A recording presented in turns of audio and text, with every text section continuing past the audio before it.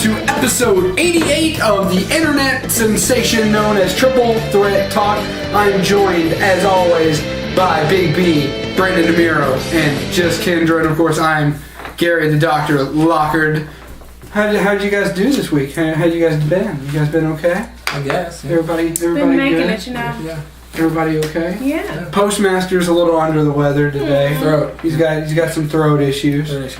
I told him that's what happens when you do things too rough. Yeah, talking too rough. Exactly. Right. Exactly. Yeah. Yeah, sure. Let's go with talking. That's what I was thinking. Exactly. I know what you're thinking. Yeah, exactly. But as they say in show business, the show must go on. Amen. Amen. They do say that. Yes, they do.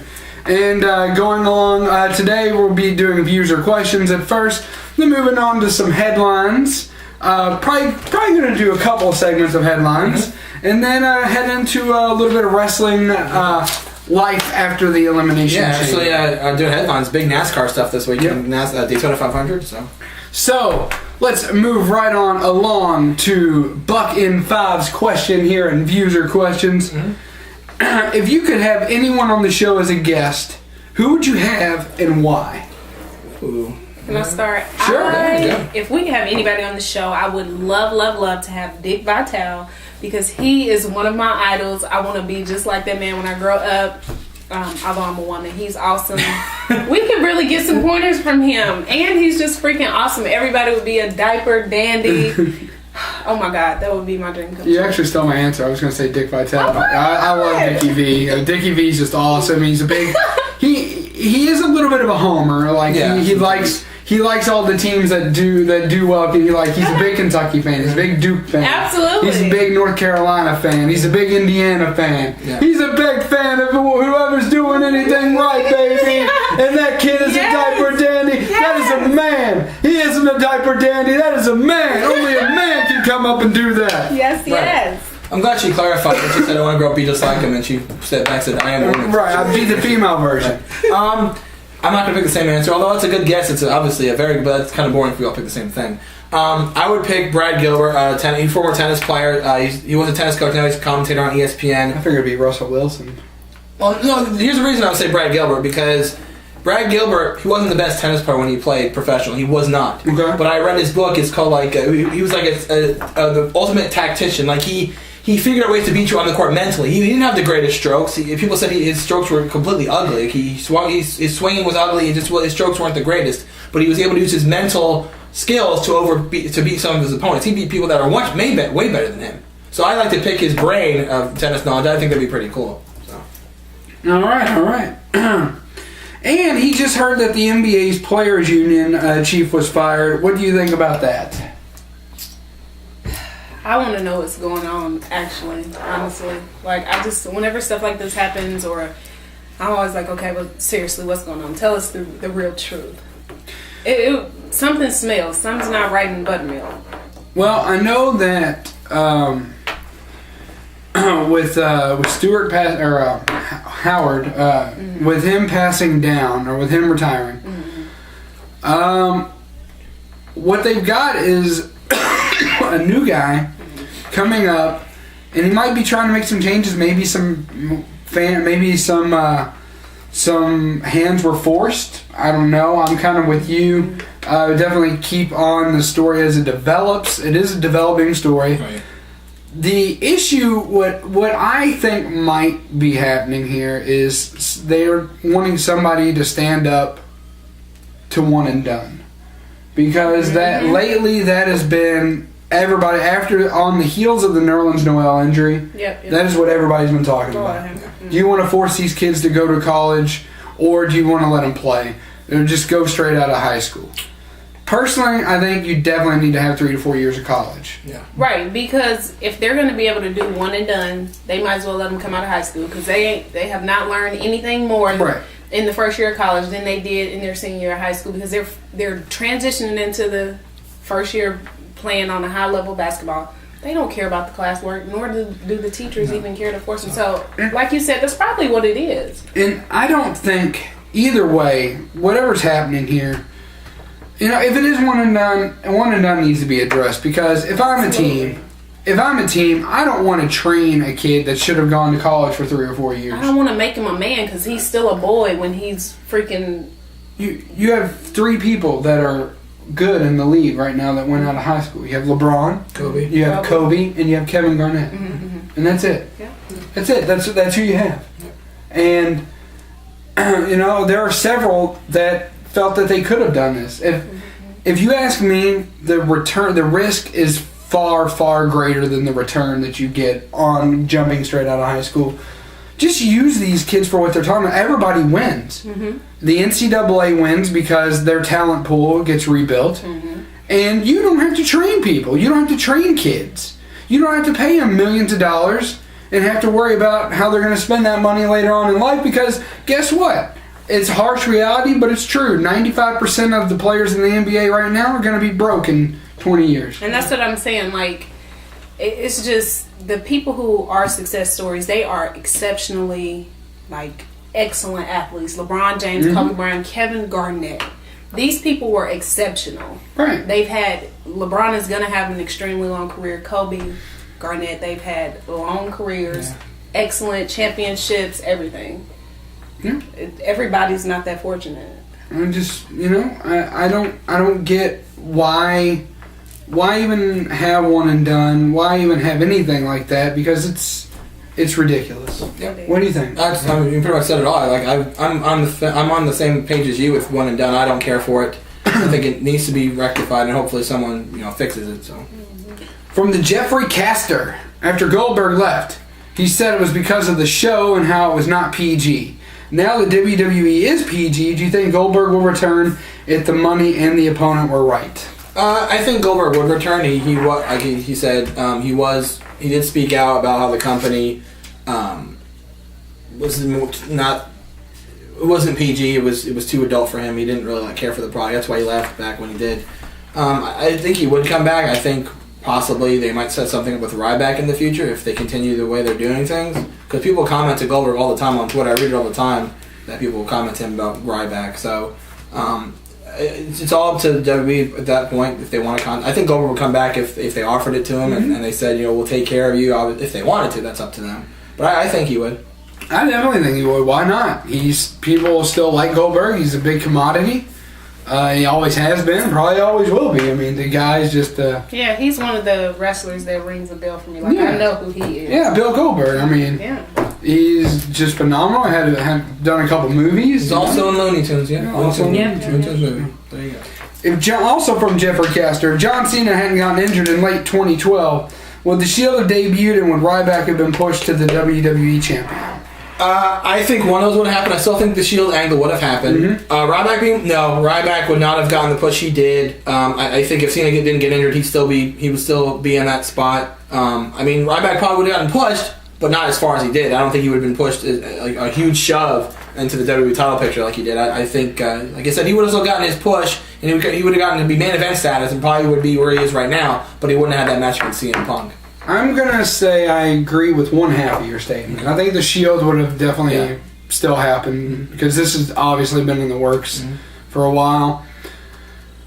I think Ryback would have still gotten the push he deserved because you had Skip Sheffield who was gone and you knew he was still under contract, so obviously he's rehabbing his injury.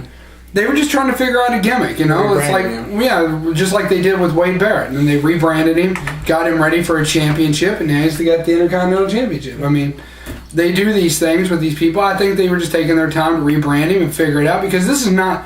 What you have to understand is when they do these with these wrestlers, when they brand their gimmick, they don't just think overnight. They think this through for the most part. For the most part, yeah. And I want to stress for the most part, but... They do think it through, and I think that Ryback would have happened regardless. I honestly do. Okay. All right.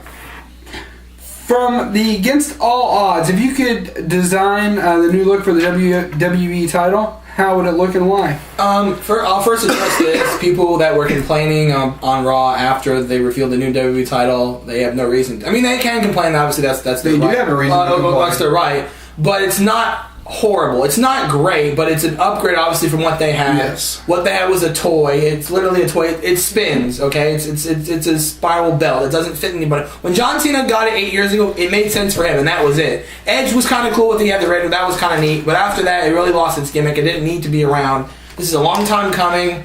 I like it's not. Let's address this. It's not fantastic. It's not the Winged Eagle. It's not the Attitude. It's not all that stuff. It's for what the WWE is right now. It's fine. It's not perfect, but it's better than what they had. So if I could design a new look for them, I'd probably go a little bit old school like they had back then. But like I said, it's not horrible. It's just not as good as people wanted it to be. And here's the thing I'll say before I lay it over to somebody else. In life, not just with this thing, but in life, when someone's used to something for a certain period of time and then something changes, they don't like change. Like, for example, we brought up here a couple weeks ago about the Jaguars' new logo. Initially, I didn't like it because I'm used to the same one for 17 years. They've been on since 1996. They had the same logo the whole time, and now they change it. It's kind of like, what are you doing? Now, eventually, you're going to see it over and over and over again on their helmets and on logos and all that stuff. And you're going to get used to it. This is going to be the same thing. Right now, you don't like the WWE title, and that's fine, but you're eventually going to get used to it because they're going to have it for a long time. They're not going to change it right away, so you're going to get used to it, and then that's it. So. I did not like the John Cena belt. I didn't like it when John Cena brought it out. I thought it was stupid. I thought the whole thing was ridiculous. I thought it was idiotic. This new belt is a huge improvement, but they should never have strayed from the Winged Eagle. If it wasn't broke, don't fix it. Everybody still loves that belt. Yeah. And this personalization of the belt has got to stop. The belt looks good, all right, but the Brahma Bulls on the side need to go.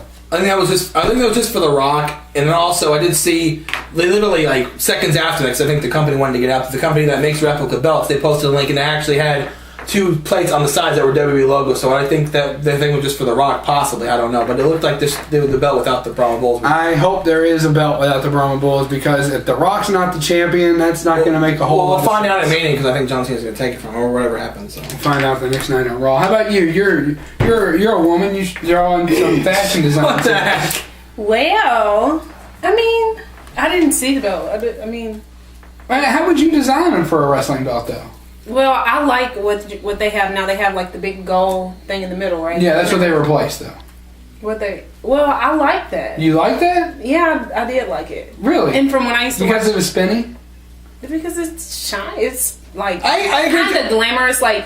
This one that they just showed, though, in all honesty, it's very big. Come at you, and it's very big, and it doesn't spin. But and the funny thing was, when The Rock spun it on Raw, I forgot it spun in the first place. I thought they just locked it in place. He spun it himself. Yeah, spun it. Well, I think that it's okay because whenever you get the belt, you won. Like you're the champion, so it should be maybe not blinged out, but it should be like gaudy and very ostentatious. Just very like, I'm the champion. I'm the champion. Just like when the ladies walk around in their derby hats, it's like, the derby hats. I have money, so it's like, I won. I support that. I like that. All right. So you can brag, Do you see Fandango as the new Disco Inferno? May I cut in?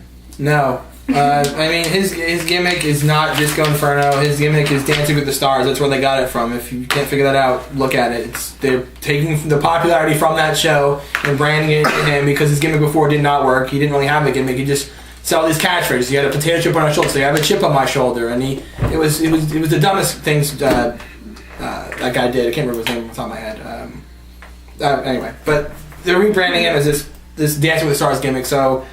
Like I said, they haven't really used him yet. We've only seen him at the One House show, so we'll see how he progresses. But I don't think he's going to be Disco Inferno. I just don't see that. I mean, Disco Inferno, he was good, and then he started getting a push around the time of the end of the NWO. But he was good. I mean, I don't see Fandango so much as Disco Inferno. Like I said, I see Fandango as maybe a new character they're trying to develop with dancing and all that fun stuff. Yeah. But let's name our viewer of the week. Happy birthday, Jeffrey Caster. Jeffrey Caster, Happy you birthday. are this week's Triple Threat Talk Viewer of the Week. Stay tuned to Triple Threat Talk. We'll be right back.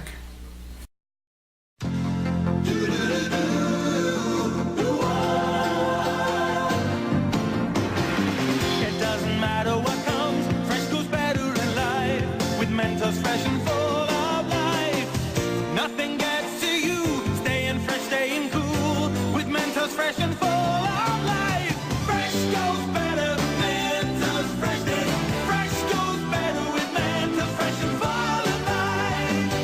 Boss, the Fresh Maker. I've been waiting for the dryer for like forever. That's it. I'm just gonna unload their clothes. I don't care if they get wrinkled. What are you doing? And now I look like a huge perv. Sweating on the inside? Handle it on the outside with Speed Stick Power. I was just gonna fold your clothes for you so they wouldn't get wrinkled. That's so sweet of you. I'd fold your panties any day. What? What? Speed Stick. Don't sweat it. Handle it. Tweet your Handle It moment now.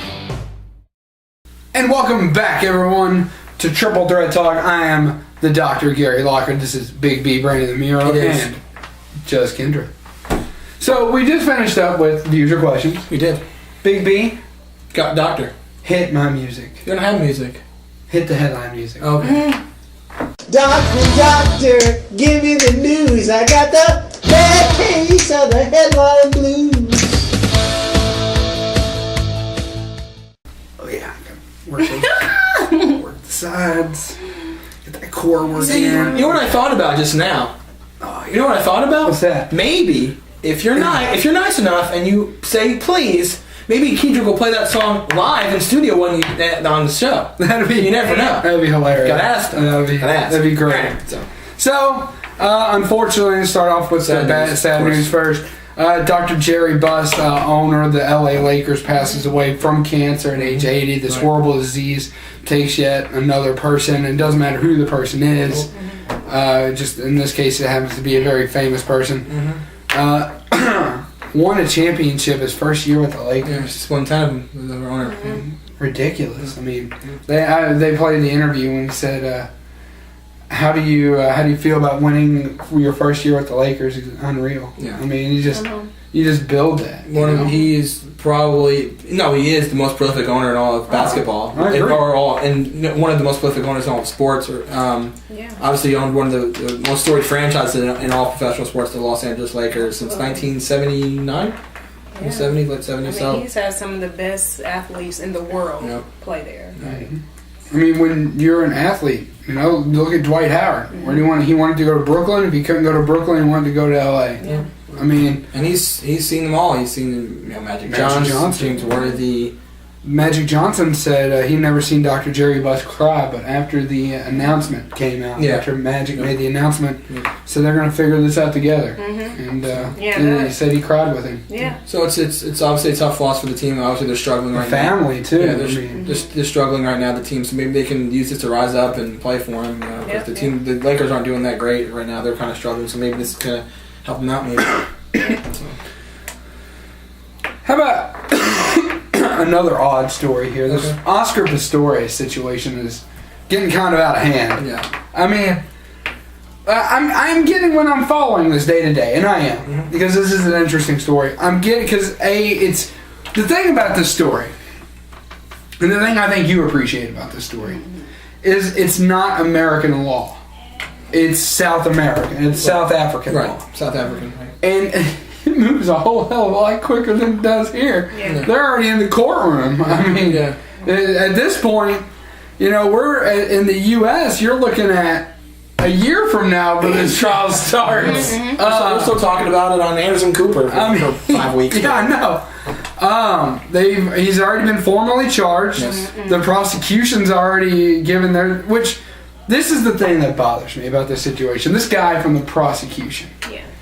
He's talking like he was there. Right. And he wasn't. He's like, they had a fight. This was premeditated. They had a fight. And, Pistorious is distraught and every single time that they are quoting him. The judge has had to put this trial on recess several times because he's just broken down. Right. Yeah. And that's not something you can fake. No. You can fake a set of tears. Yeah. You can. But constantly breaking down. I don't know if I wasn't there. I'm going to be just as guilty as the prosecution here. I wasn't there. I can't make an assumption of what happened. But at some point, I gotta take a side, and usually, in this case, I say, they totally meant to shoot whoever or whatever. Right. I kind of gotta agree with Oscar Pistorious on this. I kind of gotta take his side. Well, I just feel like that's what prosecutors do. They you have a jury, you or if you have a judge, you have to tell your story to the 12 people or however many people that you have, you know. But there were no witnesses, and I get what you're saying. But even from an American law student or any kind of student, you can't just make up and create a story. There has to be fact, and there has to be basis. And this couple, everybody said that they were so happy. They'd never seen them fight. And even Oscar himself said in the deposition, the sworn affidavit that he wrote, we were deeply in love. I know. It blew me away. I'm like, what?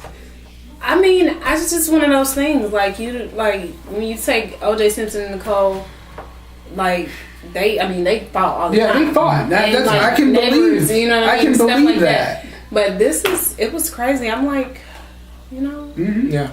And I just, you know, I don't know. And like you said, their justice system, they move expeditiously as compared to here because people sit in jail for 3-4 years. And then the trial takes forever, and then, all that stuff. So, I mean, I don't know, you know? There's trials here. There's retrials here. There's keeping someone on death row for 25, 26 years, which is pathetic. Torturous. Torturous, yeah. And you're sitting there like, here, I mean, everything's just moving so quick. All these facts are coming out, and like I said, I mean, what do we know? What are the facts? Okay, South Africa, extremely demilitarized. There's a huge crime rate there. Huge crime rate. Domestic violence is a big issue there. It is. They've said that. They said on average, three women are killed by their partner each day, whether it's another man or in some cases another woman. And they said that people do arm themselves against vagrants because it happens. You know, and sleeping, obviously, Mr. Pistorious does not sleep with his blades on. Right. So, and that was one of the things that he said, that he was walking on his, excuse me for being a little bit vague here, but he was walking on his stumps. Yeah. He felt very, very vulnerable, and he shot first and asked questions later. Absolutely. And before he was ready to open fire, he said that he made the statement to his girlfriend, who he still thought was in the bed, to call the police. And he went ahead and shot through the bathroom door, which is where the intruder was. Yeah. Turns out the intruder was his girlfriend. He carried her downstairs after he figured out what he'd done and tried to seek medical attention. This does not, no part of this do I get premeditation. Me either, and that's what makes me mad. It's sad because, like I said, you know, I mean, I don't know. You know, that's why I don't think that I just want to be a federal prosecutor, because it's like, what if I'm wrong? You know what I mean? Because you can to me, and sometimes I feel like evidence points one way or another, but sometimes it's just as good as you can argue. Right. Like, it's in the middle, but if you have a good prosecutor, it's going to point to premeditated murder. But if you have a good defense counsel, it's going to go towards self-defense or an accident. You know what I mean? So that's unfortunate. I don't believe that he tried to kill his girlfriend. I don't believe he did. Because if he did that, he would have dug a hole, maybe buried her, or exactly. You know what I mean? Try to cover up his tracks. He tried to cover something up. I just don't believe that he. And he would not have called the police. And I mean, he would have did something like right away. Call the police. I mean, he called the police right away. He took all the necessary precautions. You know, it sucks to say this. It really does. Sometimes there is not just a guilty or an innocent. Sometimes there is self-defense. And in Kentucky, if you come in my house, you're going to get shot. And you will not get charged. And I will not get charged with that. If you feel like your life is in danger, if you feel threatened, right? You can kill someone. Someone comes into my house, unwanted, obviously. Uninvited, they're going to be prepared to meet some consequences. Yes, absolutely. And then you don't get in trouble for that. And you don't get in trouble for that. That's the law. That's what it is. And to me, that is a very fair law, because you should not be trespassing on someone else's property. This law that's been around. It's a law, and it's not every state believes. Not every state has that law. Right, which is unfortunate, because when our forefathers founded this country and wrote the Great Constitution, they believed in that, which is why the gun laws they haven't changed much. Right. You know what I mean? Because the founders and the framers of the Constitution believed very strongly in having that right of to defend yourself, especially in your own home. So not only against people, but against government. Yeah. And, I mean, it's one of those things that it's unfortunate. It is unfortunate. Should this have happened? No. Is it a tragedy? Absolutely. It's one of those freak things. Should Oscar Pistorious be penalized? if you believe his story, absolutely not. He's going to have to live with this for the rest of his life. Obviously, if you don't know who, he's a Paralympic, obviously. Lost his girlfriend, lost his sponsor with Nike, so he's got a lot to think about this time right now. And like I said, I agree with you. I mean, the guy wasn't there. He didn't know what exactly was going on. He thought someone was in the house. He was trying to, I guess, protect his girlfriend, and unfortunately, he did the opposite. But like I said, if he was trying to cover it up, he would have covered it up. He wasn't. He obviously this was an accident, a horrible accident. But it's still an accident, and I just don't think the guy really meant to do these things. So it's sad, but it's one of those things where you gotta say you send out prayers to Oscar Pistorious himself. Mm-hmm. You gotta send out prayers to his girlfriend's family, friends and family of both, of everybody involved, the Olympic community. I mean, and just like a lot of stories on this show, it's going to be an ongoing thing. So. And these people out here putting people on Facebook or whatever saying shame on you, Oscar Pistorious. Really? Yeah. We don't know if he did anything wrong. Right. I mean, he's not Lance Armstrong. Yeah. I mean, seriously, let's hold off on criticizing this guy because A, this is a tragedy, and B, right now all the evidence that has come out has kind of supported what he said. Yeah, it's not definitive yet, so slow the brakes. And just to be honest, the justice system a lot of times comes to a lot of conclusions that are not right, but the great weight of the evidence just suggests it. So that's what they tell the jurors. If it's beyond a reasonable doubt, then this is what you must do. That's what the judge instructs the jury to do. So sometimes, even though they might not have done it or they might have done it, but if the evidence points one way, they have to do what the evidence says. That's what they're supposed to do. Right. So just because a court says it, or just because a judge says it, or just because a Supreme Court justice says it, does not mean that that is right. Right. Yeah. Clearly. Yeah. So if he's proven guilty, he wouldn't be the first person to be wrongfully accused or whatever. Right. How about Cal's coach Mike Montgomery just shoves a player during an emotionally charged game with USC. Cal did eventually win, but the coach later apologized for the incident, said he will address it with the team on Tuesday. Of course, that was 2 days ago. We didn't hear anything about this. What do you guys think about it? That's crazy for just somebody. Just go ahead. Let me tell you, the coach at Morehead State, the black guy. I don't know. This was not long ago. Maybe it was last season. Or no, it was, I don't know when it was. Maybe it was last season. Okay, well, he pushed one of his kids. No, it was at the beginning of the basketball this year's season. He pushed one of his kids. Pushed him when he came out of bounds because he wasn't listening. He was a senior and he fouled out, the guy did. And so he grabbed him up and, he pushed him and, made him sit down. And the kid was so stirred up emotionally because, he just got assaulted by his whole coach. You are my coach. You are my leader. Why would you... He grabbed him, he pushed him and everything, and I just felt personally, and the kid's parents were at the game, he would have gotten fired. You cannot abuse my students in my basketball program. Honestly, I wouldn't want a coach like that coach my kids. And I know people, first of all, Bobby Knight, just let me say, he is one of the greatest coaches to ever coach college basketball. But, if he did hit a kid, because all these are allegations that they said, but if he ever did, he didn't do it on camera. He didn't do it at a game. He threw a chair on camera at a kid. Yeah, that's true. He had that. Yeah. But, I don't agree with that. As a former athlete, as somebody who played basketball, I would have had a fit had my coach jerked me up. Yeah, we got yelled at and cursed at, and you might get over here, grab your jersey, but this coach, the Morehead State coach, he hit the kid. I don't like that because if that was my child, I would have come down to the bench, sir, excuse me, timeout, ref, my time. Let me talk to you, because that's just inappropriate. I don't like that. Yeah. He needs to be reprimanded. He needs to lose his job. You cannot put your hands on other people's kids. You can't violate. That's an assault. That's an assault. He could sue him for a battery. And you're right, but they said that he's been doing this, and not this. They said this in 31 years is the first time he's ever done this.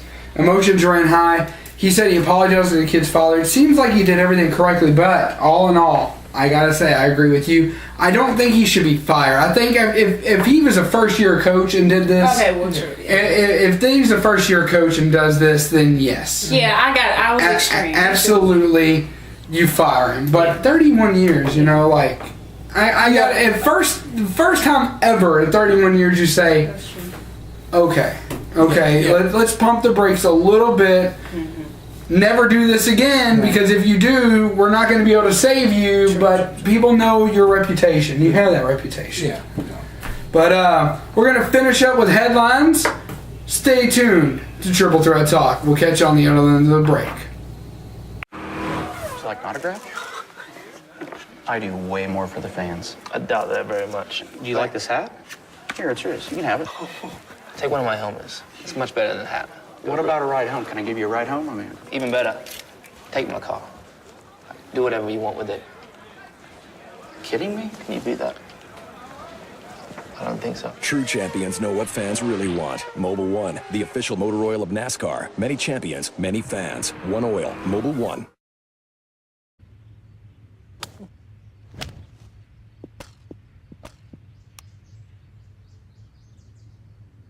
Any questions? Not bad, not bad. Oh, it's gonna be like that, huh? Ah, someone wants to play. Just trying to keep up with the old guy, you know? Dude, is that your real hair? Is that all you got? Go, go. I just can't miss today. Do you ever get days like that? Hey, Tiger, you looking? You looking? If you want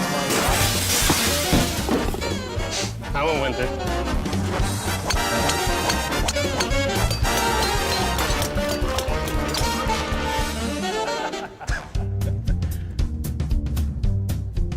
How'd you do that?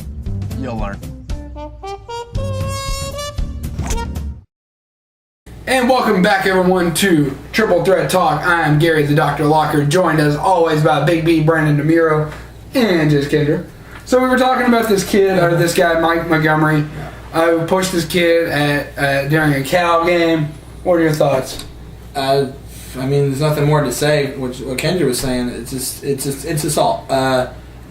Here's the thing. I played 3 years of tennis in high school, and I had one of the greatest coaches I could possibly have, because he was a player's coach. He tried to help you out. He wasn't like a yeller or anything, but I know some coaches do that. It's fine to yell at a kid. It's fine to say, what are you doing? Try to get his juices flowing, like saying, okay, stop what you're doing, change up. You need to fix this because we're trying to win this game. Yelling and screaming, that's one thing. I get that. It happens. Okay, you don't shove a kid. Okay, he may be 21, 22 years old, senior in college, playing basketball, whatever sport he's playing. He's still technically a kid because you're older than him. I would hope. I would hope. So this guy, this Mike Montgomery, he is this kid's leader. He is his coach. He is supposed to look to him for advice, for help. He is kind of like he's the same role as kind of a parent, sort of. He's the parent at the sport he plays. He's the parent. So he looks for him advice. Like sometimes some coaches even say, if anything's bothering you, you can come to me. It's an open door policy. If anything, any problems, let me know. Now this happens. That trust is broken.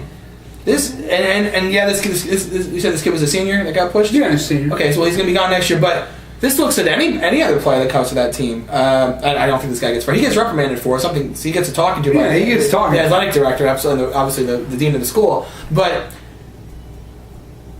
Future people that go to that school and play basketball, they're going to be, I remember him shoving that kid. I feel kind of iffy about going to that school and playing basketball for this guy. Because what if it happens again? I don't want to be. I don't deserve that kind of abuse. I'm here to not only go to college and advance my career, but also play basketball and have a shot maybe to do what I want to do and play basketball for the rest of my life. And this guy's going to shove me around if something doesn't go right or he gets frustrated. That doesn't sit well with me. So for this guy to shove a player because of, whatever his reasons were, there are no reasons for it. You don't do it. It kind of breaks the trust of the coach-player relationship to me. So people go to that school that they're going to be kind of worried to trust this guy. Right, and like I said, I don't agree with it, but after 31 years, you got to think maybe it was an isolated incident, Yeah. And absolutely, if it ever happens again, he needs to lose his job immediately. Yeah. No questions asked. One warning, then that's it. The Falcons have made it clear that their top priority is trying to talk Tony Gonzalez not into retirement. More power to him. They just need to. You know what the Falcons need to fix? They need to fix their defense. Yeah, their defense, because now because if Seattle didn't, well, I don't know what they didn't do, but they need to fix their defense too. But that's a whole other topic. But there were times in both games, Seattle and San Francisco, where Atlanta was rolling. They were rolling over us, your team and my team. The only thing is, both of us came back. The only other thing, his team won, my team did not. But they both came back. You have a lead like that, you should keep your foot on the gas, put your foot on the throat and finish off. They even said, and when they won the Seattle game, they said, well, we kind of let up a little bit. You don't let up. You're in the playoffs. What are you doing? You don't let up. You don't let up. And San Francisco's, they're lucky San Francisco's a really good team, because if they didn't, you would have won, and who knows, they might have the Super Bowl too. But you have to fix your defense. I mean, I get Gonzalez is a top priority. He's a heck of a receiver. He's always open, obviously. But your defense needs to fix things, because you cannot do that in the playoffs. You cannot be up 17, 20 points, and then it's like, oh, okay, we're up now. We'll let them come back. You can't do that. That's the key to winning the game is the defense. So you can have. Yeah. I mean, yeah, their defense needs work, but what else needs work? Their running game. Yeah. Their running game. Michael Turner, Jacquizz Rodgers, not cutting it. Sorry, not cutting it. Both have good quarter, and they both have good performances. Both have had good performances. Can't always rely on them. Michael Turner's probably the worst third down back in all of football. Mm-hmm. Great on first and second. I like Jacquizz Rodgers though. I like. He had some good moments this year. With Jacquizz, I see potential. Yeah, I see some potential. Not much, but a little bit. But you got to remember, it's on the offensive line too, right? Not just him. The thing that bothers me about Atlanta is Matt Ryan, as the heart and soul of this team. Mm-hmm.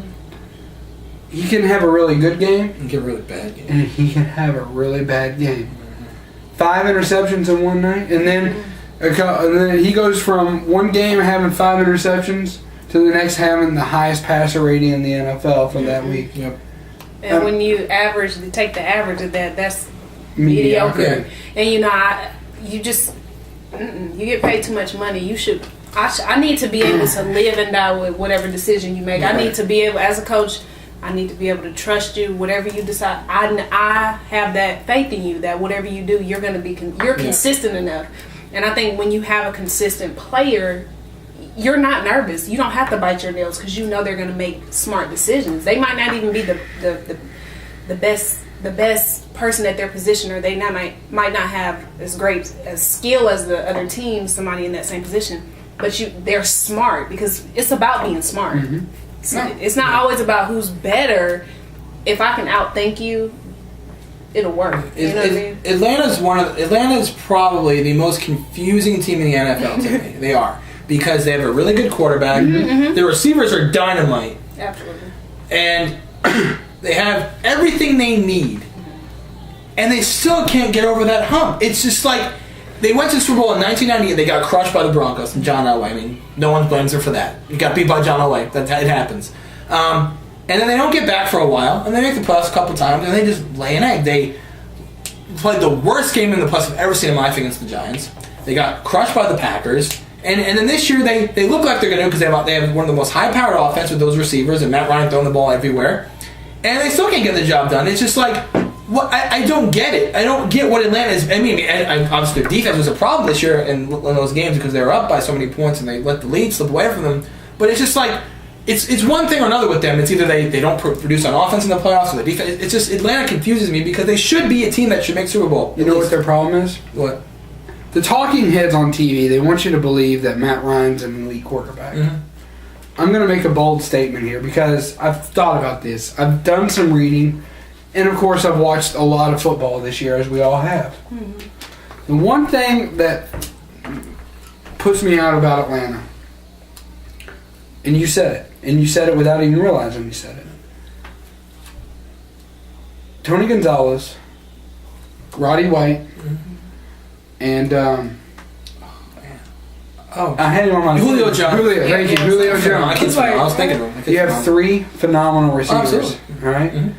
Could this be? We're always talking about how a quarterback makes receivers better. Oh yeah. Could this be the one instance in the entire league? The receiver makes the quarterback better. Where the receivers make the quarterback. It could be because Julio Jones is a stud. I mean, he's a stud. He's Roddy White. You catch anything within freaking 10 feet. Tony Gonzalez. Tony Gonzalez always open. Hall of Famer. always open. Could it be that Matt Ryan, instead of making his receivers better, he has 3 excellent receivers on his team? Yeah. Could it be the one example in the league where the receivers make Matt Ryan better? It could be, and I said on the show a bunch of times where Atlanta was doing good in the regular season. I said, I don't care. Let me see what they do in the postseason because I don't care about them in the regular season. I don't care. I mean, I agree. If this is what that is, he needs to step up and accept the challenge. You know what I mean, and rise to the level of play because that's what it's about. Just like I think AJ Green, he's freaking amazing, phenomenal. Yeah. But Dalton is too. But I just think they kind of like balance each other out. Dalton has to play to AJ Green's level. Mm-hmm. Green has to play to his level too because Dalton is a good quarterback too. So even if sometimes if it's like a seesaw, you got to do what you have to do to balance it out, or else it's not going to work. So Matt Ryan needs to step up and take the challenge. See, the thing about Matt Ryan is also we saw it several times. And another thing to support my statement, I'm not just making a statement. Right. Matt Ryan gets rattled easily. How many times did we see him take a big hit and then immediately he stumbles? Joe Flacco's the same way. But Joe Flacco found a way. Is a great quarterback. That's the problem. That's the difference. And we've seen quarterbacks brush off a big hit. But Matt Ryan, more often than not this year after taking a big hit, you knock him down, he gets rattled. Yeah, you knock him down, he clearly gets rattled. Yeah. I mean, just like Tom Brady. Tom Brady wants to cry about it. Matt Ryan does the same thing, except for he'll cost his team in a possession. Well, no, you missed a step. Tom Brady calls his own, then But I mean, I think that this is. I honestly think the more I think about it, the more I say it out loud. I really honestly believe this is the one instance in the league where the receivers are making the quarterbacks. You can make a fair argument for that because the 3 receivers are phenomenal. Yeah, they're absolutely phenomenal. Nothing's wrong with that. To me, as long as you're getting better, I don't care how you're getting better. As long as you're getting better, and what more can you ask for? Atlanta has a lot to fix. Yeah. So. How about Danica being the first ever woman to win the pole at Daytona? It's amazing. Go Daddy. Yeah, that commercial disturbs me. So anyway, yeah, I mean, congratulations to her. I mean, she's still a 15-1 favorite to win the Daytona, which is this Sunday night, the Sunday afternoon actually. It's like a 4-hour race. I know PostMaster's gonna be watching for sure. Yeah, congratulations to her. I mean, I don't see her winning the 500. I mean, I didn't see her winning this either. But if she wins the 500, that'd be phenomenal. Obviously, she's still making strides in the sport. I mean, she went from IndyCar to NASCAR now, and she's still trying to find her place. She hasn't had a win yet. She's looking. And this is a pretty big step to win the pole at Daytona 500. That's really remarkable. So, I mean, kudos to her for doing that. Absolutely. I freaking love her. Like, she makes me very happy to be a woman. It's kind of just like when you have like Layla Ali, like women boxers. It's kind of like, I love it, and she's just. Right. She's moving up and she's making her way. Like, when I look at her, when she has on her jacket, she's done a couple commercials. I always said that when I get my next car, I want to name her Delilah. Because it just looks like Danica Patrick would drive a car named Delilah. Like, you know what I mean? Like, Danica's Delilah. Or I could just, I love her. She's a power woman. She's the talk of the sport right now because it's phenomenal. It's phenomenal. And she's hot. She's good. She's incredibly good looking. Postmaster wanted everyone to check out Fantasy NASCAR. I'll put a link below. He mentioned to me the other day. It's like pretty much like fantasy football, but with NASCAR. It's for fun. I told him I don't know a lot about NASCAR, but I'll do it anyway for fun. Whatever, it's fun. Who cares? So it's free to sign up. Links below. If you want to do it, you can. If not, it's up to you. But it's just all about fun. So what's the difference? So. It's all about fun. And it's free. What's wrong with being fun and free? Free. Trade deadline coming up in the NBA. It's the talk of the freaking league, and I don't understand it because the one thing I don't understand here is Kevin Garnett's name is out there. Listen. Okay. Here's Kevin Garnett's name is out there. Yep. But guess what? Yeah. Kevin Garnett has a no trade clause in his contract. Yeah. Why are we talking about this? Oh, I'm reading the fine print. Why are we wasting time on this? Right. Is the print like this small, like that? Rajon Rondo? Yeah. If Boston trades him, they're idiots. stupid. They're because done. Your team is a lot of things, and I put it on Facebook the other day. Your team is a lot of things. Getting younger is not one of them. Absolutely. No. He is the new face of the franchise. First off, he's the best point guard in the league. Absolutely, and Like, we're talking about trading him. Their franchise players are old. Paul Pierce, 17 years. Kevin Garnett. In this their 17th season, 18th season. Their bodies aren't able to go much longer. I don't see how they're going now. Yeah. My first memories of watching when I started watching basketball, like when I started playing, Paul Pierce was just getting to the league. Right. I was like 4. Okay. 3 or 4. Makes him feel like I've been here forever. I love them, but they're old. I'm a Boston Celtic fan, but they need to. I mean, why would I don't know why? It's like that's like the Clippers saying we're going to trade Chris Paul away. What? Like, why? Exactly. There are 2 point guards in the league you don't trade, and both of them are on the trade block. I don't understand this. Chris Paul and Rajon Rondo. Period. Chris Paul just makes your team better. Why? Chris Paul is the MVP of the All-Star game on Sunday. Chris Paul is the Clippers. The Clippers are not.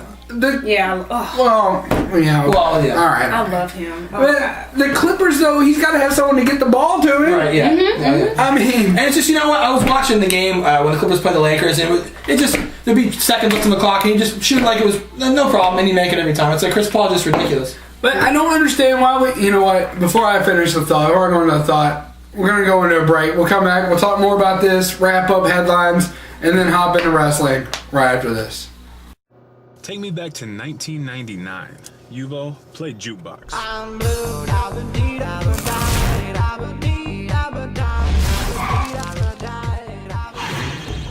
Need a better car? My Optima was ranked most appealing midsize sedan by J.D. Power and Associates. Who are you? I'm you from the future. You should be playing that game. But all you did was dunk in that game. Bingo. Yeah.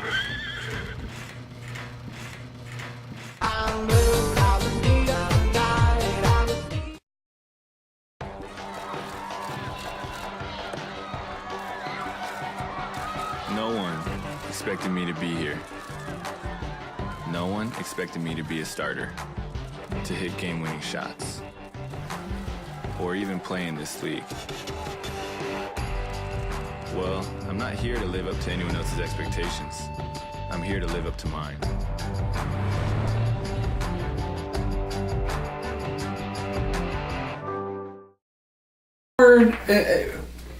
If I just get Dwight Howard, why am I... Welcome back to Triple Threat Talk. You caught us in the middle of having one of our conversations that we have in break time. It happens, people. It does. It does happen. Life does continue during the break. We don't just sit here and wait. Right. Well, sometimes. We're talking about Dwight Howard also might get traded. And, of course, you just got him. He's not a coach. You can't fire him 8 games in. Come on. You know what? And I've heard this before where Kobe doesn't have a lot of time left, obviously. I'm surprised Kobe's still playing. Well, I love Kobe. In the debate on Team Kobe versus Team LeBron, just like the debate of Team Edward versus Team Jacob, I'm Team Kobe just like I'm Team Edward, okay? I mean, come on. When MJ said that he would take Kobe over LeBron, and you know, I don't think he was being he wasn't trying to be facetious when he made that statement. I think what he's saying is, look, this young man has 5 rings. Yeah, 1. He is experienced. He's been here for double-digit years. You know, he's been coached by the greatest coaching man in basketball history. Phil Jackson. You know, a man who I know the principles he's been instilled with, because he instilled those same principles in me when I won my 6 championship rings. Like, that's why I'll take him. Not because LeBron, not saying that you won't be better than him one day. I'm not saying that you're not a great, but I have to go with what I know. He comes from the same vine I come from. Yeah. So, and I don't think he was trying to offend him or not. But it was just honesty, and I just agree with him. Not because he's MJ, but because he made, even though he didn't make those points, I'm pretty sure. I mean, LeBron's doing great things right now. It's not like he's not like he was saying, you're terrible. He was just saying Kobe has more experience. He's had more rings. I know where he comes from. Coaching wise, it's just like that's who I'd pick. Colin Cowherd made half of a point on this subject the other day. He made half of a point. Mm-hmm. Usually, sometimes I agree with Colin, sometimes I don't. He said this. He said, Michael Jordan, happy 50th, by the way, Yes. big guy. Yes. Charles Barkley too. Charles Barkley, yeah. Salute to both of you guys. Yes. Knuckleheads, Yeah. I forgot. Knucklehead. Michael Jordan had the adultery thing. All right, Yeah. he had the gambling. All right, he had the 14 million retirements. Baseball. And then he had baseball, and then he had retiring from the Bulls to owning the Wizards, To playing for the Wizards. to playing for the Wizards, to back the owner of the Wizards. And then now he's owner of the Bobcats. And now he's owner of the Bobcats. So he's got all this drama. But you know what? Michael Jordan was brilliantly marketed. And that's what Colin said. And then he goes on to say, make the comparison that LeBron James holds one press conference and said, I'm taking my talents to South Beach, and people never let him live it down. Right. That's where he's got half of a point. We can't forget what else LeBron has done. Right. Because LeBron has said some stupid stuff and done some stupid stuff. Yeah. Saying that, he's the best. He's the king. Better than Kobe. And when you have other things that LeBron does on and off the court, it makes you question, when it comes down to the end of the day, Michael Jordan probably got away with a little bit more and people still love him. Yeah. Because he's Jordan. Because he's Jordan. Yeah. He can back it up. He did all that stuff. He probably was like on ring 3 or 4 by then. You know what I mean? Yeah, Like he played in the NBA Final game with the flip. Yeah, I mean, he played in the NBA. Like, yes. Exactly. Yeah, awesome. LeBron sat out with the flu. Yeah. I mean, LeBron, I can't put LeBron as the greatest of all time. I can't. Just because he's the youngest player to hit 20,000 points. Well, he has some proving to do. He's got a lot of proving to do. Like, he has to play 5-10 more years before he can get dubbed that. It's hard to at this point say LeBron's better, or he's going to be better than MJ someday, because if you look at their careers just right now where they were, it's just like, how can you call LeBron better if you watch MJ's career? Just like, you just can't do that. It's the things he did were remarkable. I mean, LeBron does remarkable things, but it's like MJ just took the game to another level. And I just think Michael Jordan, just basketball-wise, entrepreneurship-wise, can I tell you how many people line up every 6 months and buy the same pair of shoes? Yeah. I know people with Brilliant 16 marketing. pair of 11s. Yeah. What are you talking? Like, he's brilliant. Yeah, it's Honestly, brilliant people line marketing. up every year, twice a year, and buy the same shoes. And getting the fights for it, too. People have died trying to buy a pair of Michael Jordan Yep. tennis Black shoes. Friday, you don't want to be there. So serious. And also, you know what? Michael Jordan did something that LeBron didn't do. He was in Space Jam. Yeah. So Space Jam is a great movie. Yes. Yeah. I love that mean, movie. Bill Murray. People that said Michael Jordan couldn't act, how would you feel like acting with nobody there? He's not. There's no Looney Tunes there. He's acting by himself. He's talking to nobody. Yeah. You're talking to nobody or Bill Murray, which is just the same. Ah, come on. And he made me love water because, it was like, I need some more secret stuff. And don't like, forget, just water. Newman was in the movie too. Oh yeah, Newman Yeah. was in the movie. Yeah. But Anyway, here's the other thing that confuses me too about this whole situation. People want to say that LeBron could be the greatest player of all time, but a lot of people, more so than not, about 75% of the people on this side of the debate are on Team Jordan, him being the greatest player of all time. I'm on Team Wilt. I'm like one of the 2 or 3% that think Wilt Chamberlain is the greatest player of all wrong. time. He's excellent. Yeah, he's a great player. I mean, you can make an argument for it. Absolutely, you can make an argument for it. But when it comes down to it, I don't think... I think people... When it comes down to just MJ or LJ, I think people are going to say Michael Jordan got there first. Mm-hmm. And, just like the Beatles. A lot of people think the Beatles are the greatest rock band in history because they arrived on the scene first. Right. And I love the Beatles. Well, I agree with that. I love that. You throw me on some Revolution or whatever. I mean, come on, Sgt. Pepper's Lonely Hearts Band. I mean, let's go. We can go all day. I'm willing. Let's throw it on. Yeah. I mean, seriously. And I think that's one thing that LeBron has in his disadvantage here. Mm-hmm. The fact that he just wasn't on the scene first. No. And those are big shoes to fill. Yeah. Like, honestly, that's just what it is. And wasn't he like, people were talking about the next year before he was even out of high school. I know. It's just 6 championship rings, and for you to be responsible for more than 75% of the reason why you have 6 rings, that's freaking huge, okay? Like, and obviously LeBron wants to be possibly like that, because obviously he picked 23 for a reason when he went to high school. Mm-hmm. So yeah, it's gonna be be interesting as we get older to see him develop as a player. Because when he first got to the league, he didn't have a mid-range jump shot. He didn't have, but he has developed one. He's going to get better. The man is freaking awesome. Yeah. So absolutely. I'm excited as I get older to see him. Yeah. You know. Right. So going from the big boys to the little boys. Little boys. Miami. Oh, I think about like Little League. Miami is the hottest team in the NCAA right now. Undefeated in the ACC. Going into this season, nobody thought Miami was going to do it. Flip flop. Their basketball program used to be here, football program was here. Now it's this way. Yeah, I mean, it's just insane. They're now number 2 ranked, and people are still talking like they're not going to go anywhere in the tournament. Nah. I got news for you. They might win the whole damn thing. No, you should have them a little farther on in your bracket. Well, you know. It's only a couple days until March. This is what I live for every year. March Madness. It's the greatest time of the year. Forget St. Patrick's Day and look, this is what it's about. Like teams like the Miamis this year of the world come out of nowhere, out of the woodworks. I'm probably gonna take the first 2 days off. I mean, one day I do want to go to Vegas for the first weekend. I can make some money out in Vegas on the first weekend. What? Absolutely. I mean, this is ridiculous. Me and my dad would go out there and we would clean house. There's no doubt in my mind. Definitely so. But I mean, then you have Indiana. Here's the problem with college basketball this year. NBA's taking all the talent because the NBA's stupid. All right? All these talented players that they're taking aren't developing in anything. We say it all the time here on the show. One and done is the worst idea in the history of bad ideas. So they try to have them develop in the NBA. Yeah, it's ridiculous. Which is not what you're there for.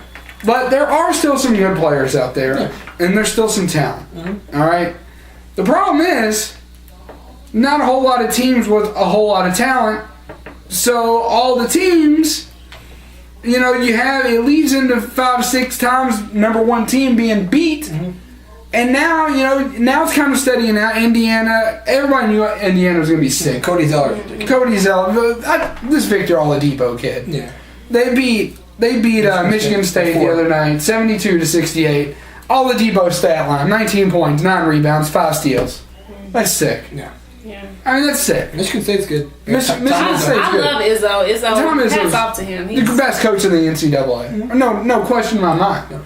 No doubt in my mind. Because the guy frequently takes non-ranked teams and has them in the top 5 or top 10 at the end of every year. They're always a threat. Coach K starts in the top 25, ends in the top 25.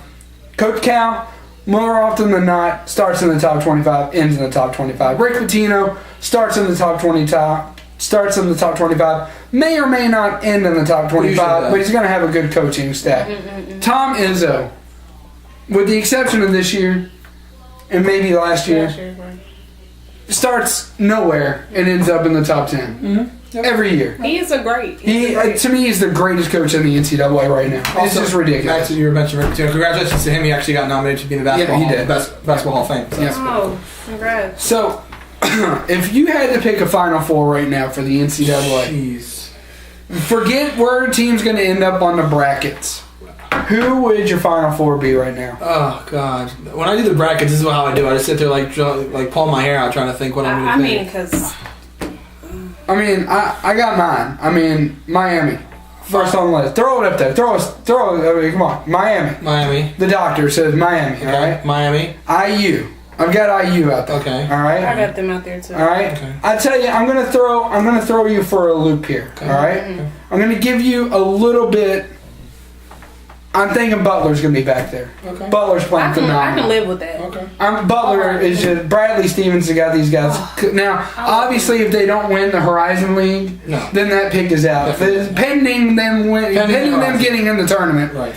Which is sad because in a mid-major, you can only have one team in. Yeah. And if you have a fluke game, and that fluke game just happens to be your championship game, which I think there are some mid-majors that deserve to have more than one school in the tournament. Because you know the Big East is going to have 10 out of 16 teams, which is the stupidest thing I've ever heard of. Right. But I got Butler down there, okay. And then I'm going to have to unfortunately say Duke. I think Duke is going to get up there. Yeah. I think that's my Final Four right now. If you put a gun to my head and said, "Dog, give me a Final Four," that's my Final Four. Okay. obviously pending two Horizon. things: where the brackets are, Horizon. and then the Horizon League. Depending on those two things, if those 4 teams get into the tournament, which 3 of them will. Yeah. That's I what I think. like Miami. I like IU. That's for sure. Again, it's tough to pick because you don't have the bracket in front of you. Right. Who'd you think? I like Miami. You like Miami? I like IU. All right. I'm gonna go away from Butler and Duke, just because I want to be different. Okay.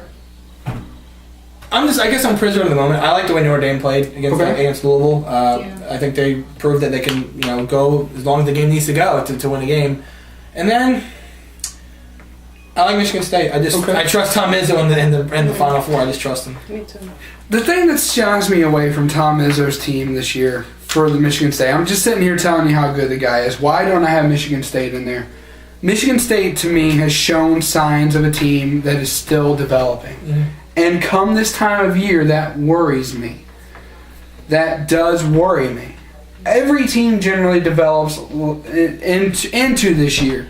Michigan State still got a little bit of growing to do, and I don't know if they're going to get that done by the time March comes around. Well, this is my definitive pick. It's just right now. Obviously, it's going to change when the brackets come out. So, what do you got? I got Duke, Butler, IU, and my last team. I want to say Izzo's team, Michigan State. Michigan State? Yeah, because I have a lot of faith in him this year. I mean, because he's a great. I just feel like they can do it because, they play one heck of a game. They do. Against the number 1 ranked team. Like, they gave him a run for their money. I was on the edge of my seat the whole time. You have to take into consideration, too, a couple things. And I'll let you have your say in this, too. But just so you can think about where I'm going with this, Michigan State was at home. True. They were at home. They had every advantage in the book. That's true. They were at home. And when we get back, we'll finish up headlines and go into wrestling right after this. Stay tuned. Triple Threat Talk.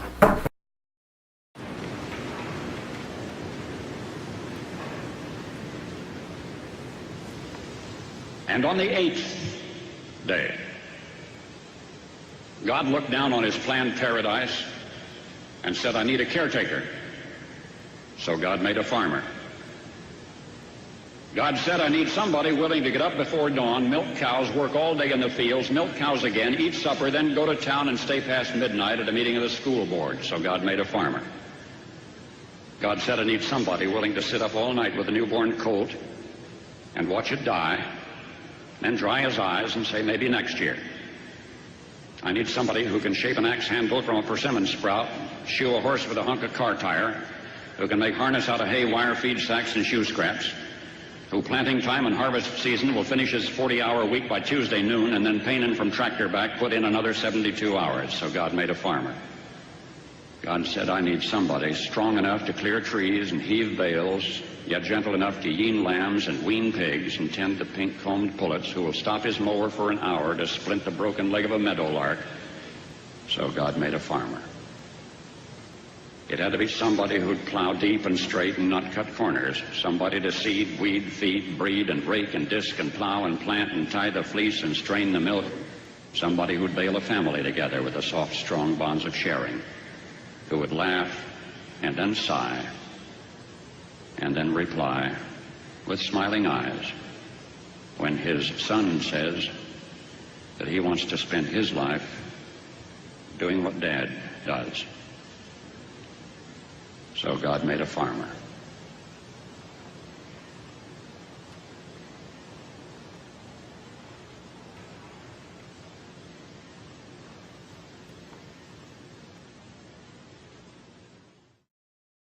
And welcome back to Triple Threat Talk. I am the Dr. Gary Lager. This is Big B, Brandon Amiro, and just Kendra. And I was just telling Kendra, Michigan State going toe-to-toe with IU.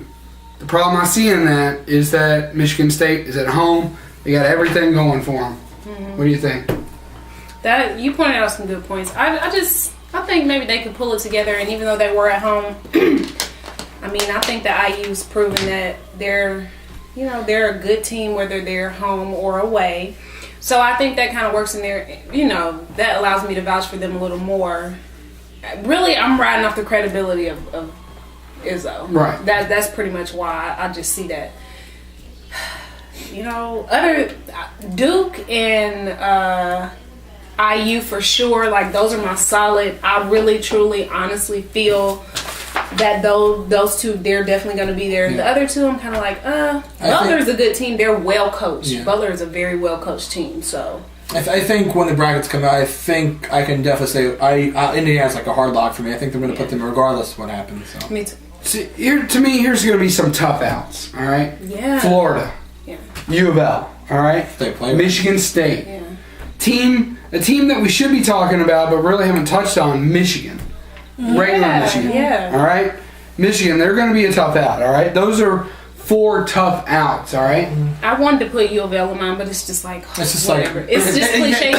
So when you do the brackets, you have one that you really serious, and then like a fantasy one. It's like, I'll put U of L in the final. To me, that's the Elite Eight, though. The 4 teams that we said, and then Florida, U of L, Michigan. For me, Michigan State, and regular Michigan.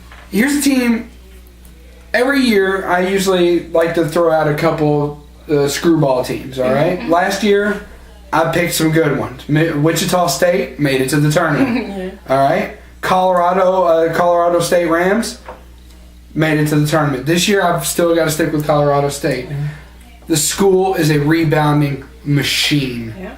They get more boards than anybody else in the NCAA. Second chance points are ridiculous. What hurts them? Mid-major. That's what hurts them. I think they're going to get in, though, because they're nowhere near not being able to win their league. They've got, like I said, their rebounds are ridiculous. They get a lot of bounds, they get a lot of boards, score a lot of points. They're going to stand up to a Michigan State? Probably not. They're going to stand up to a Michigan? Probably not. They're going to stand up to an Indiana? Hell no. Can they give these guys a run for their money early? And if somebody trips along the way, someone pulls a Nerlens Noel, which hopefully they don't. Right. But in that event, could this happen? Absolutely. Colorado State is the team that you've got to watch out for. People look at a lot of times look at the names. You got to stop looking at names this time of year because guess what? 4 or 5 years ago, it almost cost Connecticut. Connecticut was almost the first team ever beaten by a 16 seed. It was close, really close. And it almost happened 2 or 3 years ago again. You're talking about a Connecticut team against a 16 seed. When I say that, only won by 5 points. That's ridiculous. I could realistically see if Kansas is in 1 seed, they can go down 16. Kansas. If they play the way against TCU, same way. Here are my easy outs. Talking about hard outs. Here are my easy outs. UK. I'm the biggest UK fan in the world. Yeah. UK is going to be an easy out. Absolutely. Kansas. If they play away against TCU, they're done. Unfortunate. It makes me sick to say Kansas is the easy out. Like, you know. Yeah, again, they played against TCU. The legendary Kansas. With the legendary UK. Yeah. I mean, you got 2 teams that I think can be easy outs. Who would have ripped you apart last season? Yeah. That's what the final was last year. Was UK and Kansas. Yeah. And both of them, to me, haven't really shown much of anything, even though Kansas is ranked. You drop 3 out of 4 like anybody, and usually you're out of the top 25. Kansas somehow still in there. Yeah. U of L did the same thing earlier in the year. They dropped 4 out of 5. That's usually definitely enough to get you out of the top 25, and somehow they're still in the top 15. I don't get that. They're 10 right now. I don't understand that. And I watch a lot of ball, and so does Kendra. I don't get that. I don't get that logic. You know what another easy out to me is? When I look at it, because you know they're going to be there this year. They're 24th right now. They struggled last night. VCU. Really? Shaka Smart. I like Shaka Smart a whole lot. VCU is going to be an easy out.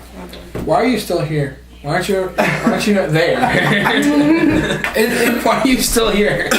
When you look at some of these teams, when you get down to the heat of, when you get to March, all right, you have to stop thinking about a star player here and there, and you have to start thinking as a team. UK, VCU, and Kansas have not quite figured it out. And I'm probably the only person in the world putting Kansas in this category. But I have my reasons. When you trip and you fall as bad as you did at home, when you lose to an unranked team at home, when you then go on the road to a team that you should beat by double digits and you still lose, there's something wrong there. Mm-hmm.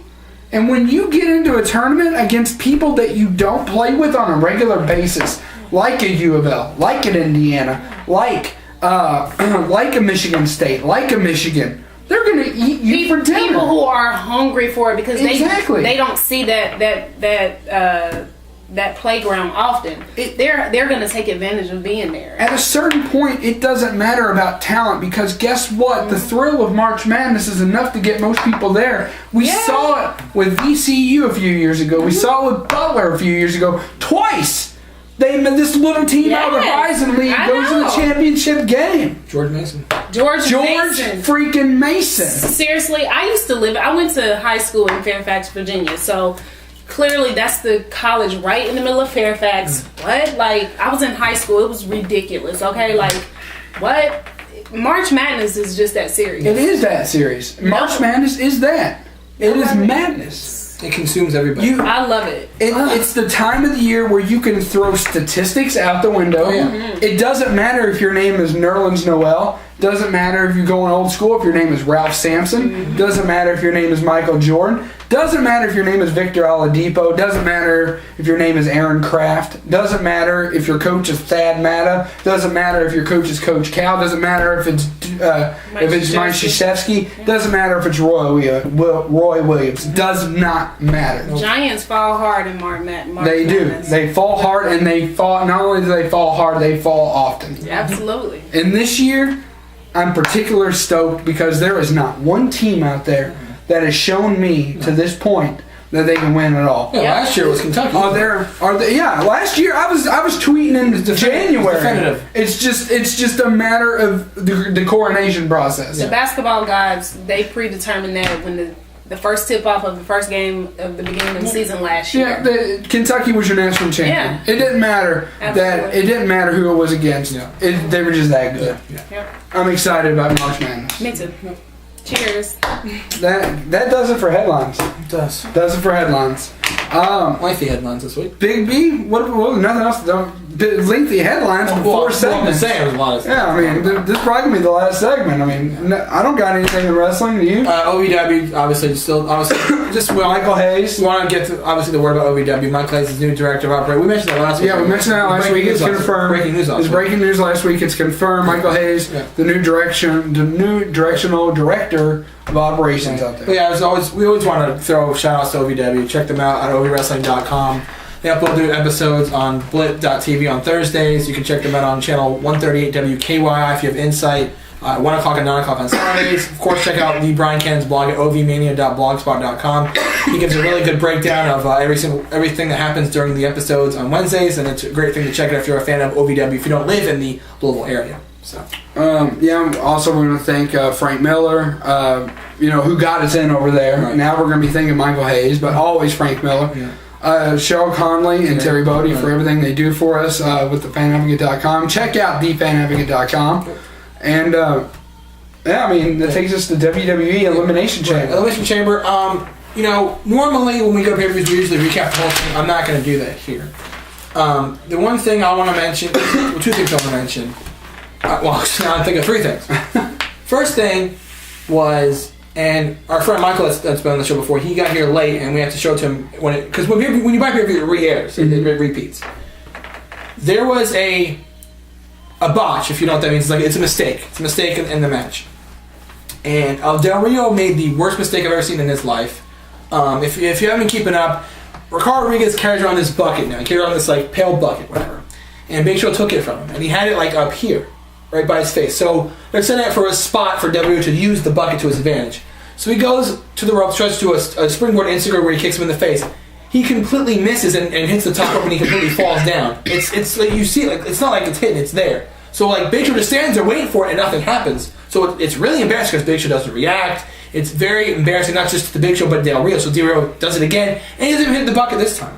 It was a bad thing to watch. Del Rio ended up winning the match. It was a bad thing to watch, to witness on live pay-per-view. It's just awful. Second thing I want to mention is the WWE title match between The Rock and CM Punk. Obviously, it was a good match. The Rock does retain. And they're like I said, me and PostMaster said in July of last year that they're setting up The Rock to face John Cena at WrestleMania, and he lost too, which I like. I like the Shield winning that match. I like them pushing it. The one thing I want to mention now that we're all I know I'm disappointed, a lot of people are, is Jack Swagger winning the Elimination Chamber for the World Heavyweight Championship. You know what? I like it. It's something new. We've seen Jericho, been there, done that. Right. Mark Henry, been there. God, was that boring. Mm-hmm. Who else was in that match? Refresh my memory. Daniel Bryan. Been there. I like Daniel Bryan, but with Kane, who was also in that match. Right. You know where that's going. And Randy Orton. Yeah, and then Randy Orton, who's in some hot water. Right. When you add it all together, I like Swagger. I'm glad you used that word, hot water. Yeah. Again, and we've said before on the show where I think Jack Swagger needed a mouthpiece, and he got one. Mm-hmm. Dirty Dutchman Tails not calling himself Zeb Coulter, but he got a manager now. That's what they needed for him because he obviously can't talk on his own. I didn't like the fact that he was back like a month and he gets this shot, but whatever, it's whatever.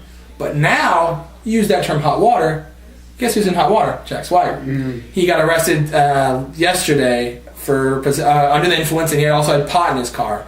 Oh man! So, and WWE did comment. TMZ reported. They report on everything. TMZ, but they reported. It's the WWE said he's responsible for his own actions. So you would need to keep an eye on Jack Swagger now because they may take his shot away from him. I don't know if who did they give it to? I don't know, but I think they should give it. I think they should do a thing where they did a thing. After WrestleMania 23, Mr. Kennedy won the Money in the Bank, and I don't know why they did this to him, but he had a match with Edge on Raw, I think the next hour or a week after, and said, I fixed for you Money in the Bank, and he lost. So maybe there's something with Jack Swagger where he faces somebody for his spot and he loses, because this is not right. I don't think this guy... Here's what you're doing, all right? Not only is Jack Swagger number one contender for the World Heavyweight title, but he's also in a main event setting at WrestleMania, the biggest publicity thing for them and the company for the year. They want their top guys to shine and really showcase the company positively. This is not a positive thing, so I don't think you give a shot to this guy who did something negative. It doesn't look good it doesn't look good for your company having some guy that drove in the influence and had illegal drugs and pot in his car represent your company in a positive fashion. So I think they do something to hopefully rectify this. They should. If they will, that's up to them. So, I mean, I don't see why he has anything to want to smoke weed about, but I mean, he's got everything going for him right now. The WWE's instilled a little bit of faith and a sense of security in him for what he did. I think I'm one of the few people I like Swagger's in-ring ability. Yeah, I do too. I do, and I think he's a good guy all around. He needs mic skills though. He still needs some mic skills, and he needs a that's why he needs to hire the doctor. But instead, he goes out and gets a guy with a dirty man beard. His mustache is epic. If you can grow a mustache like that, then you have something. It doesn't matter. Dean Hill's mustache is epic. Anyway, but I mean, I agree. I think they should keep it with Jack Swagger just because.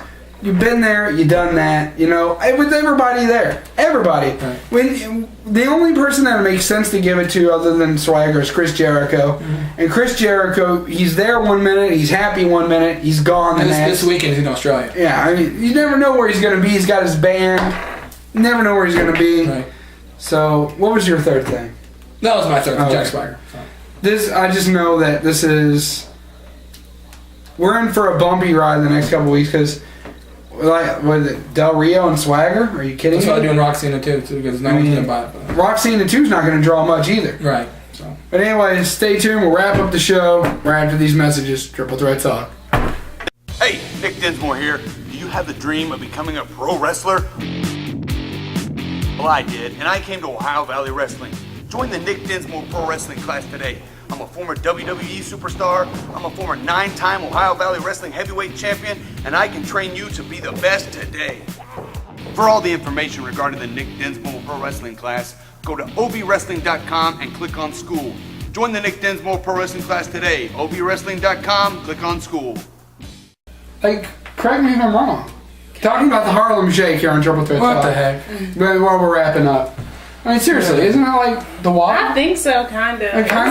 Don't you kind of do that? Kind of. That's what they were doing in the video to the wobble. I was like, okay, I don't know. That's how the ladies were dancing. These internet fads are crazy. And yeah, I mean, let's create a Triple Threat Talk day. And it's funny. This song, I think, came out fall of last year. No one heard about it because obviously Gangnam Style was taking over everything. And then February, this year, it started becoming an internet meme because someone posted a dance doing it just all over the place. Literally everybody's doing a Harlem Shake video. The local news here did one. So. Let's create a dance.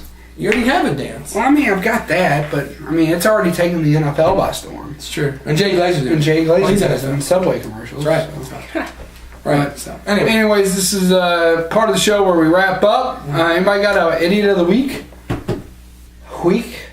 No, I don't have any of the week. I don't think I do either. I think everyone's safe this week. I think for the most part everyone's safe. They've been spared. If they were stupid, they didn't catch our attention. Right. They weren't stupid enough. Yeah, they weren't stupid. How about wild cards? You might got a wild card? This week I have no cards to show. You have no card? I don't either. I got I'll be playing. I got the call the other day. Somebody is unable to fulfill their duties in the Southeast Christian Basketball League. Okay. So I'll be stepping up once again. Last season, I was there. I scored a few more points than what I thought I would. I was thinking I came away with 8 points on the season, but I'm more of a defensive presence in there, so you don't get past me a lot. So, but I signed up a little late this time, so I got on the wait list. So now I'm back. Go for it. So, congrats. Actually, now you bring it up. I guess you sparked the wild card in my head. I actually signed up for a tennis league that starts in, I believe, March. So that's gonna be fun. It's gonna be fun. I'll come out there and watch you play. Yeah, I want to see you run around that court. Oh, I can run, dude. I hustle. I'm gonna come with my derby hat.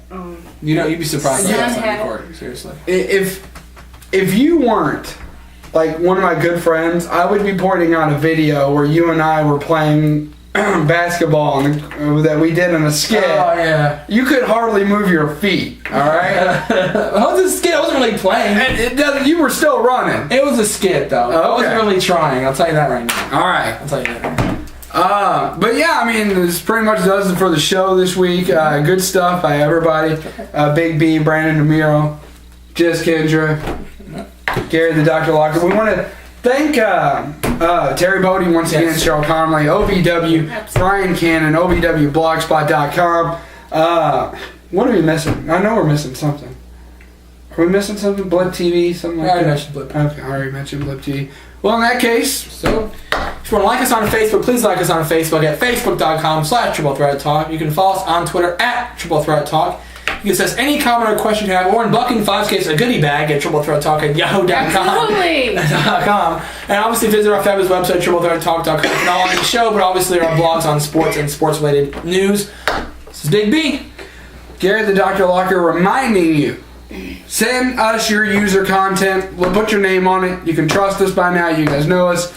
We'll make sure you get the credit. All the good things that you send us are going to be populating on thefanadvocate.com. Your stuff will get read if it is good. I will make sure of that personally. I promise you. This is Gary Locker, the Doctor. Just Kendra, you guys have a nice night. We'll see you next time on Triple Threat Talk. Nothing to say at the end. That's very rare. Just smiling with That's very rare.